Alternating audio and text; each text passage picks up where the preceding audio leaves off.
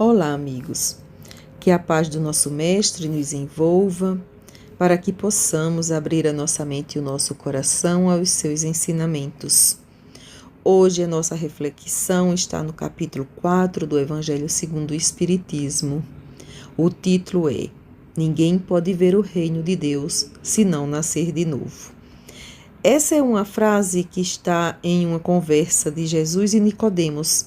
Nicodemos, que era um doutor da lei, estudioso das leis de Moisés, e queria conhecer Jesus porque já tinha escutado falar sobre os seus milagres.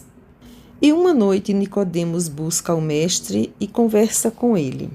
Então no item 5 do capítulo 4, é essa conversa de Jesus com Nicodemos.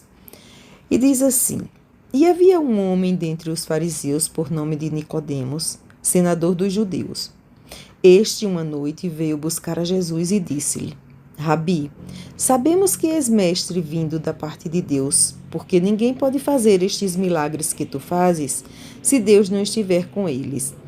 Jesus respondeu e lhe disse: na verdade, te digo, que ninguém pode ver o reino de Deus se não nascer de novo. E Nicodemos, impressionado, pergunta para ele: Como pode um homem velho nascer novamente do ventre da sua mãe? Bom, todo este capítulo está nos falando sobre reencarnação através dos ensinamentos de Jesus. Se bem que, às vezes a gente não se atenta que o mestre fala claramente sobre esse tema no Evangelho. Vejamos o item 1, o que ele diz mais ou menos para a gente. Então, Jesus pergunta para os apóstolos, aqueles que andavam com ele, os mais próximos dele, o que o povo diz de mim? Ele pergunta. E os apóstolos dizem assim: Ora, Senhor, uns dizem que você é o Elias que voltou. Elias já havia morrido, que tinha sido um profeta. Ou Jeremias, que também tinha sido outro profeta. Ou até o próprio João Batista. Isso porque na época de Jesus já se sabia sobre reencarnação, mas se utilizava outra palavra, que era ressurreição. Mas a gente sabe que a ressurreição ela é impossível. Porque a ressurreição quer dizer que um corpo morto pode voltar à vida, mas a ciência já comprovou a impossibilidade disto acontecer. No entanto, a reencarnação, sim, isso é possível, porque a reencarnação é o renascer. E era disto que Jesus estava falando com Nicodemos, o renascer do espírito em outro corpo, não naquele que havia morrido. Então, quando Jesus afirma que ninguém pode ver o reino de Deus se não nascer de novo, ele nos informa que a reencarnação é uma realidade e que através dela é que podemos crescer espiritualmente e moralmente. Quer dizer, através das muitas experiências que vamos vivenciando pelas reencarnações. A vida corporal ela é essencial para o progresso dos espíritos, sendo a oportunidade de desenvolver a inteligência, cumprir as leis divinas. A reencarnação ela é uma ferramenta justa de Deus para a evolução de todos. É onde cada um tem o seu ponto de partida, mas avança segundo o seu livre-arbítrio.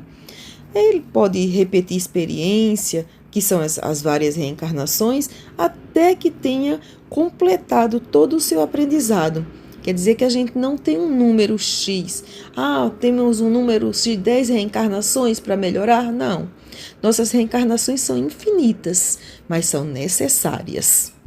Aí ainda existe aqueles que dizem assim, mas eu não quero me utilizar dessa reencarnação, porque aí eu amo muito meus pais, ou os meus filhos, ou a minha mulher, mas a reencarnação ela fortalece os laços, não dilui os laços.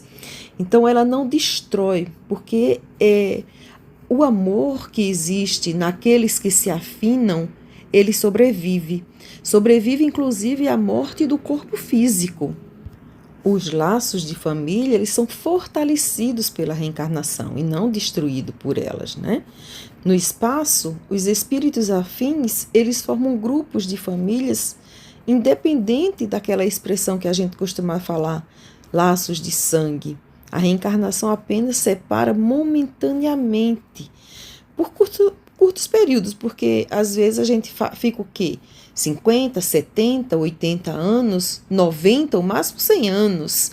Isso é um curto período quando se fala de espiritualidade, né? E este curto período não vai trazer o esquecimento. Ao contrário, essas afinidades, as simpatias, elas sempre vão se reencontrar.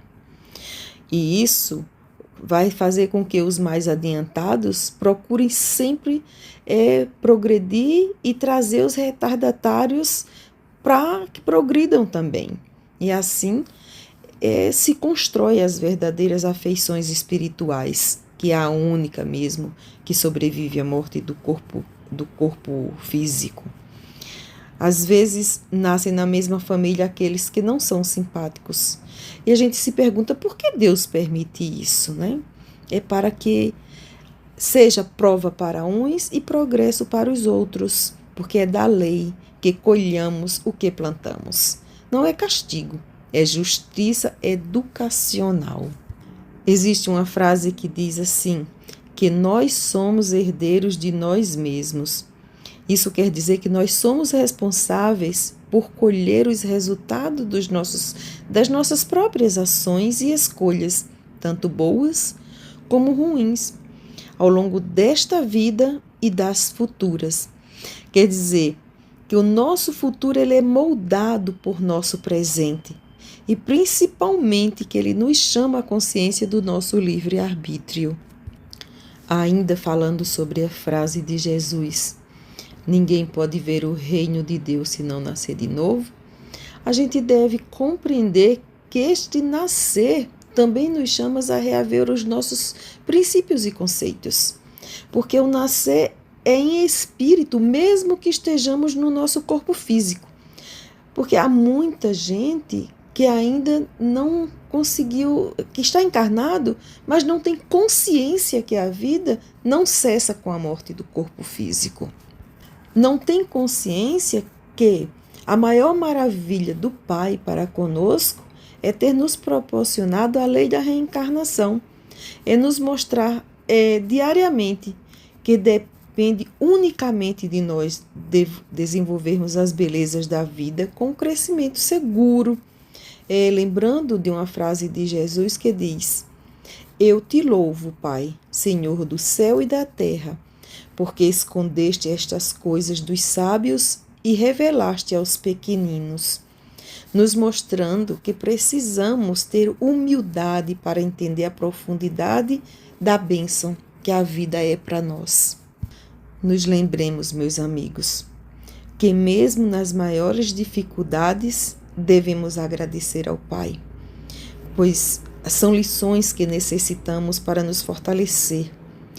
Muito embora nos momentos mais difíceis nós podemos não compreender, mas mesmo não compreendendo, vamos buscar a bênção da prece com confiança de que a gente não está sozinho. Nós temos uma família não apenas física, do lado físico, mas uma família muito maior do lado espiritual que vela por nós. E desta forma, o reino de Deus, certamente ele vai nascendo no nosso coração, mesmo a partir desse momento, sem precisar do desencarne. O reino de Deus, ele vai nascer de dentro para fora. É quando nós colocamos as nossas virtudes em prol do outro, em prol do nosso próprio crescimento. Aí sim, é o momento que nós sabemos que o reino de Deus já está habitando dentro de nós. Que nossos passos sigam sempre em direção ao Cristo e ao Pai. Que Deus nos abençoe os esforços e que tenhamos uma semana abençoada e cheia de oportunidades que não podemos perder. Uma bênção a todos. Graças a Deus.